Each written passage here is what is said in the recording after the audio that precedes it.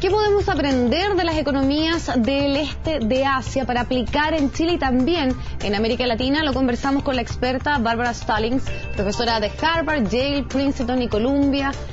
Muchas gracias, Bárbara, por acompañarnos y hablar y analizar un poco un tema muy interesante que tiene que ver con discusiones que se están dando en nuestro país, cómo crecer económicamente, pero también cómo ir avanzando en el tema, por ejemplo, de la desigualdad social, de que hay una mayor integración social.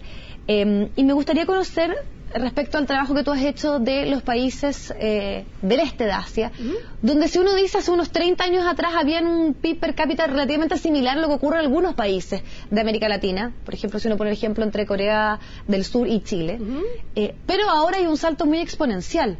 ¿Por qué? ¿Qué se hizo allá que tal vez acá en Chile no se profundizó, no se trabajó, que hace que estemos ahora con una distancia mayor?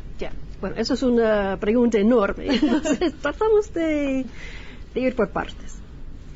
Es verdad que yo de hace más que 30 años, 40, 50 años, efectivamente el PIB per cápita era más bajo. No solamente, pero bastante más bajo que en América Latina en general. Chile, pero también México, Brasil, etc. Entonces, ellos hicieron varias cosas.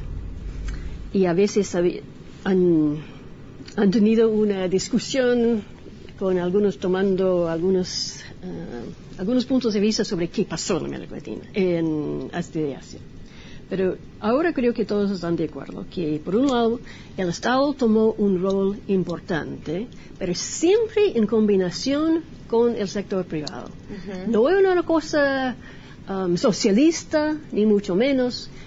Trabajaron juntos para el bien del país. Uno puede preguntar cómo es que podían conseguir este consenso, pero dejamos esto de lado por el momento. Entonces, uno tenía el Estado y el sector privado trabajando juntos, el Estado siempre empujando el sector privado para mejorar sus capacidades productivas, y una cosa absolutamente crucial, si uno mira los años 60, 70 en Asia y América Latina, una de las cosas más diferentes era la cosa de exportaciones.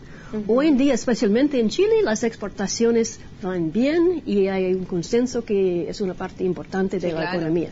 Pero durante un buen tiempo era mucho más el viejo tema de sustitución de importaciones en América Latina, mientras en Asia estaban poniendo mucho más énfasis en exportaciones. Exportaciones tenían que competir con mercados incluso en los países desarrollados, y tenían que aprender y tenían que ser flexibles para ajustarse a esta competencia internacional. Perfecto. Y muchos piensan que esto fue un aspecto muy importante del éxito y este intercambio de posiciones desde abajo del PIB per cápita en América Latina hasta bastante por encima. Bárbara, en nuestro país hay una discusión que está concentrada en el tema de la educación. Se ha hablado muchísimo de eso. Y finalmente también la apuesta de este gobierno es que a través de la educación se pueda lograr una mayor inclusión social y se pueda ir disminuyendo esta brecha de segregación, de diferencia que hay en nuestro país. ¿Qué pasa con los países de Asia? ¿También hubo una apuesta importante ahí en este ítem como una manera de lograr una mayor inclusión? Yo creo que el tema de educación es el tema clave para tratar de integrar el deseo, por un lado, de crecimiento y el otro deseo igualmente importante de más igualdad. Educación en Asia, yo no soy muy partidaria de discusiones de cultura como explicaciones, pero yo creo que en educación hay que tomar algo en cuenta como cultura. Educación es un tema sagrado en Asia, tanto para los gobiernos como las familias.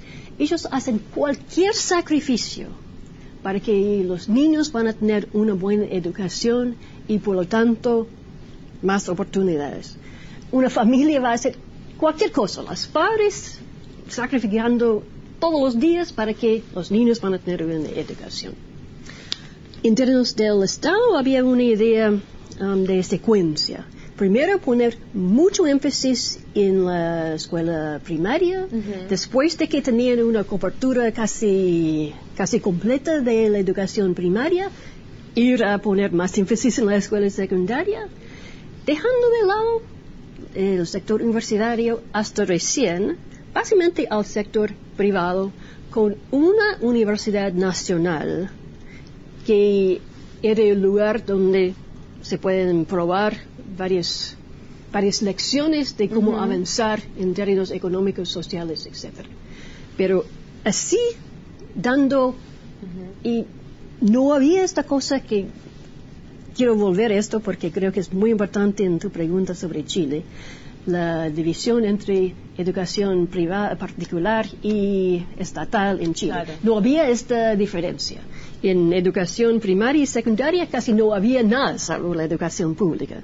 Entonces tenían la necesidad de hacer las escuelas más o menos iguales en áreas rurales y en áreas urbanas, para que todos iban a tener... No había diferencia de calidad. No había diferencia en calidad. Bueno, seguramente habían diferencias, pero no en el sentido que hay hoy día en Chile y otras partes de América Latina y en mi país, entre buenas escuelas por un lado y malas escuelas por otro.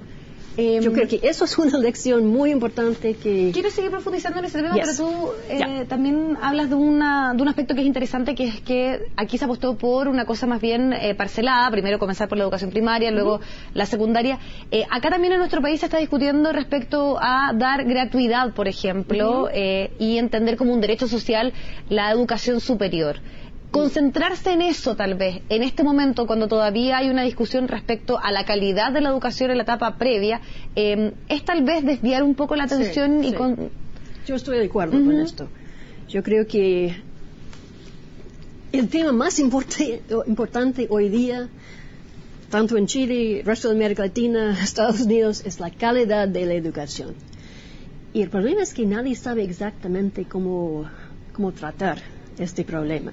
Hay varias ideas, hay varios proyectos pilotos tratando de probar algunas ideas, pero yo creo que la calidad de la educación primaria y secundaria, francamente, hay que poner el énfasis allá. Y en términos de la educación universitaria, que tienen que pagar, pero hay becas para los que no pueden pagar. Yo creo que es una pérdida de recursos que la clase media, especialmente clase media alta, tiene educación gratuita en la universidad. El énfasis, las prioridades tienen que estar en otro, en la calidad para todos, hasta terminar con la educación secundaria. Mi opinión nomás. Otros pueden tener otras opiniones. Sin duda. Y en ese sentido también, para cerrar este tema que tiene que ver con la educación, hemos visto una discusión también bastante, podríamos decir, ideologizada de un sector y otro. Finalmente uno ve que cada uno defiende lo que cree que es más pertinente en esta área. Sí. Y también uno puede extrapolar eso finalmente al modelo de sociedad, o sea, cuánta intervención o no puede tener el Estado. Yo no sé si eso también se dio en algún momento con respecto a lo que sucedió en algunos países asiáticos, decir, nos vamos a ir por esta línea o por esta otra, porque finalmente aquí vemos que cada uno está un poco defendiendo sus convicciones. Yo creo que la parte ideológica en Asia fue más bien entre los observadores, los expertos, que los propios gobiernos y la gente estaban mucho más pragmáticos que ideologizar, que ellos querían saber qué iba a funcionar. Entonces, cuando empezamos a hacer comparaciones de América Latina y el este de Asia, pensamos que ellos tenían un modelo que estaban siguiendo. Ellos dijeron que no había ningún modelo. Probaron una cosa, si funcionaba, hicieron más. Si no, fuera. Entonces, pragmatismo, finalmente. Muy pragmático. Yo creo que eso es otra lección que se puede aprender en esta parte del mundo, que hay que tener más pragmatismo. El punto es que funciona. Claro, y finalmente también los costos que hay de aquellos que fracasan. Sí. Que finalmente también tienen en algunos casos costos sociales. Porque los que tienen una visión muy modelístico no pueden ver y no quieren ver si hay éxito o no. Exacto. Suponen que todo está bien bajo su forma de mirar el mundo. Puede ser que no es así. Y en educación que los niños sufren porque a pesar de que están haciendo lo que ellos piensan que es correcto, no están aprendiendo, no están consiguiendo los conocimientos que necesitan para tener oportunidades para ellos mismos y para el país más adelante.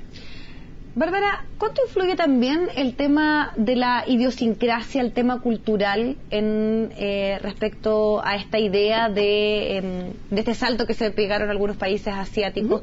Porque siempre uno hace la comparación respecto a la cantidad de horas que estudian, por ejemplo, los niños asiáticos versus lo que estudian los chilenos, la cantidad de horas de trabajo y de producción, porque aquí finalmente sabemos que en Chile se trabaja mucho pero se produce poco, y el modelo asiático es justamente lo contrario en algunos casos. ¿Qué pasa con eso? Con las características, podríamos decir, que muchas veces condicionan también a los países de idiosincrasia, culturales. ¿Cuánto influye eso?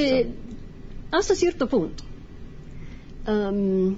Miramos de nuevo la cosa de educación, que los estudiantes efectivamente ponen mucho tiempo en su homework, sus tareas de la casa, no de hacer cosas, pero las tareas que les envían desde el colegio. Claro. Eso, ya.